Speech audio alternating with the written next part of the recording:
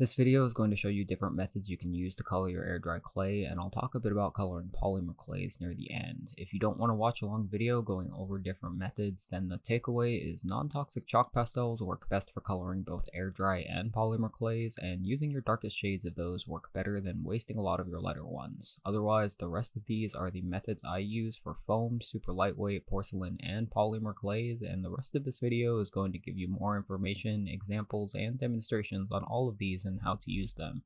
I'm using Bose Foam Clay Light for this video, but if you can afford it, I recommend using the Pro formula of this clay that comes in the 3-pound tub for its finer surface texture, less shrinkage, and better shape and detail retention.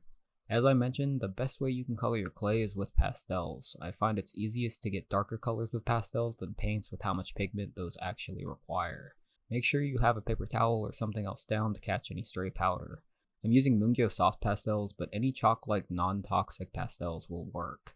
Don't use oil pastels with either air dry or polymer clay since the oil doesn't mix well and the air dry clay and is usually not safe to bake with polymer. After kneading your clay, create a pocket in the center. Use an X-Acto knife or anything you can to shave the pastel off into this pocket. Fold the clay over the pastel powder and pinch the edges, and then slowly press and knead, folding the pastel into the clay until it's fully mixed. This helps keep the powder in the clay and from spraying out as it mixes. The pastel will absorb the moisture and the clay will become dry and lose its elasticity. This is normal, especially when making really dark colored clays with the amount of pastel you need to add to it. Once the color is fully mixed in, just add water back into the clay and knead it in to restore its elasticity and workability, and you're done. The second method is by adding cheap, non-toxic water-based acrylic paints to your air dry clay. Avoid oil-based paints as they're usually not safe to bake and the oil will mess up air dry clay. I'm using the cheapest grocery store paints I could find, and it's a great way to get use out of cheap paints you may already have on hand. Just like with pastels, you want to knead your clay and create a pocket. You can wear gloves if you prefer. Fill this pocket with your paint and then fold the clay over, again and again. This folding motion helps keep the paint mostly on the clay and not on your hands. Once it's fully mixed in, it'll bond with the clay and the pigment won't transfer. Use a baby wipe to get any paint off your hands or just wash them with soap and water. The water and the paint will hydrate the clay, so you don't have to rehydrate it after with this method, but depending on the amount of paint you use, you may need to let your clay dry for a few minutes before working with it or add cornstarch into it to soak up the excess moisture if you don't want to waste. I don't recommend mixing paint into your polymer clay to color it, however, too much water from water-based paints will ruin the clay and often causes plaquing, bubbles, and brittleness. A lot of paints also have additives like floetrol, a flow improver added to their formula, which when exposed to heat releases toxic fumes. If you want to paint on your raw polymer clays and then bake them, or mix paint into your polymer clays and bake them, I highly suggest you stick to oven-safe paints like FolkArt Multisurface Satin acrylics and other brands that are specifically formulated to be put in an oven, or first look into the SDS, the safety data sheets, available online for the paint brand's specific chemical mixture, and make sure there isn't a chemical or additive in the paint that is dangerous to expose to heat. Otherwise, sticking to non-toxic chalk pastels or pigment powders, which can be applied to the surface directly or mixed in with your polymer and air dry clays, is a relatively safe option. An additional tip of advice when using your paints and pastels to color is to go with your darkest shade, mixing in a little at a time. It works a lot better than trying to mix in light colors and having to use a lot in the process. So let's talk metallics. You can't actually mix metallic paints into clay to get metallic looking clay. You'll just wind up with a dull muted color once the clay has eaten all the light reflective additive.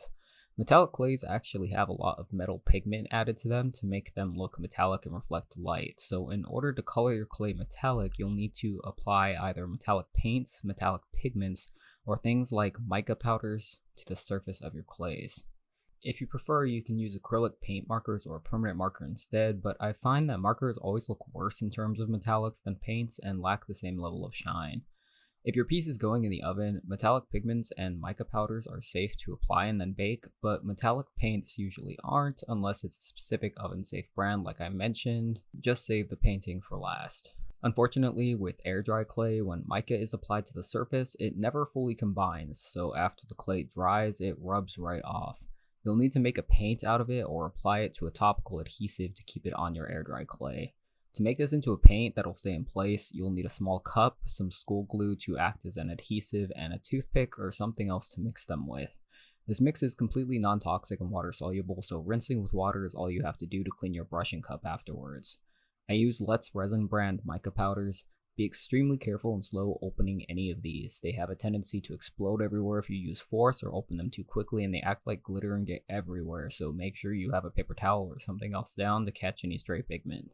They also have a warning to keep them away from pets, your eyes, your nose, and to not drink or smoke around them. They're non-toxic, but the powder is extremely fine and can get into the air in your lungs very easily, so please be careful and don't use them around your pets. Use tweezers to slowly peel back the tops. With the toothpick, carefully scoop out the amount you want to use into the cup and then add an equal amount of glue. A quick note about using school glue for this. Though I use it and haven't run into any problems with it, some people have mentioned it's better to use an acrylic medium because glue can yellow and chip over time. Again, I haven't had that issue using it, but I did want to mention it so you know. It may be an issue with different clays I haven't used since they all act differently and have different formulas. I did try mixing these with gloss, satin, and iridescent gel mediums out of curiosity, and I found that Elmer's school glue still worked and looked best in the end. Mix these together with the toothpick until you have a paste. Glob this paste onto your brush and then onto the clay surface. Really glob it on there. Then spread it out and let it dry. When you first add it, it'll look really wet and shiny and you'll see brush strokes. This is normal. The glue dries clear, leaving just the pigment behind and taking the brush strokes with it. It takes a while to fully dry, but once it's fully dried, it'll look even and very metallic and glittery like this rabbit. Mica powders will give you colors with a really nice saturated sheen. I'm not going to demonstrate every chrome in mica powder, but the aqua on this mushroom is regular colored mica powder mixed with glue and then painted on, and the leaf base is the green chrome mica powder. The purple on this little guy's jacket is the purple chrome powder to give you some more examples of how these look dried. The regular mica powders tend to need more than one coat and go on thinner than the chrome ones. You can paint these on top of solid colored base paints if you want to. Mica powders come in interference and color shift chameleon colors also, so you can use these types to make some really beautiful and interesting surfaces and sheens, but the trick to a lot of those is that they need to be applied to a black or very dark base color to show up, so use them over top black clays or black painted bases for the best result. At this point in the video, I just want to remind you that I'm talking about how to use these with air dry clays only at the moment. Please don't apply them mixed with Elmer's glue on raw polymer clay and then put them in the oven. You can actually just apply the mica itself to raw polymer clay and bake it. The clay will hold and bond with the mica during baking and doesn't need an adhesive applied to the surface like air dry clay does.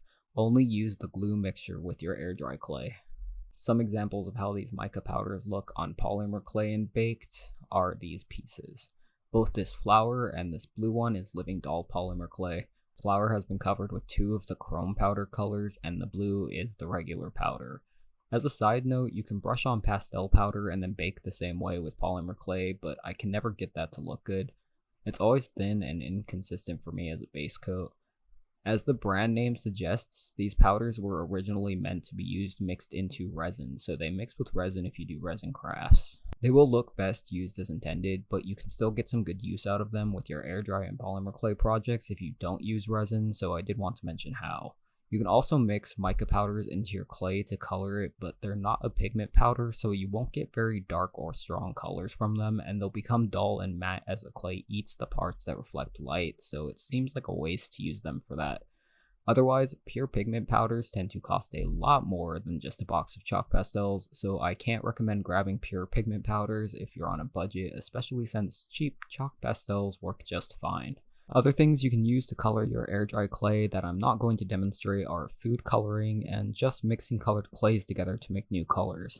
I find buying a lot of different colored clays can be really expensive though, especially if you only need a certain color for a small piece and aren't using it very much afterwards, making using pastels or one of the other methods a more affordable option in the long run. Bose Pro air dry clay only comes in white, so you'd have to grab some colors from its light line, and mixing those in is going to make the clay act and look more like their light line, which is a bit unfortunate. Sculpey air dry porcelain clay also only comes in a translucent white shade, but it can be mixed together with colored Bose clays or other colored foam clays as well. Again, it'll take on some of the colored clay's properties though. As far as coloring my own clays go, I tend to use either cheap paint or chalk pastel shavings with air dry clays and just chalk pastel shavings with polymer clays.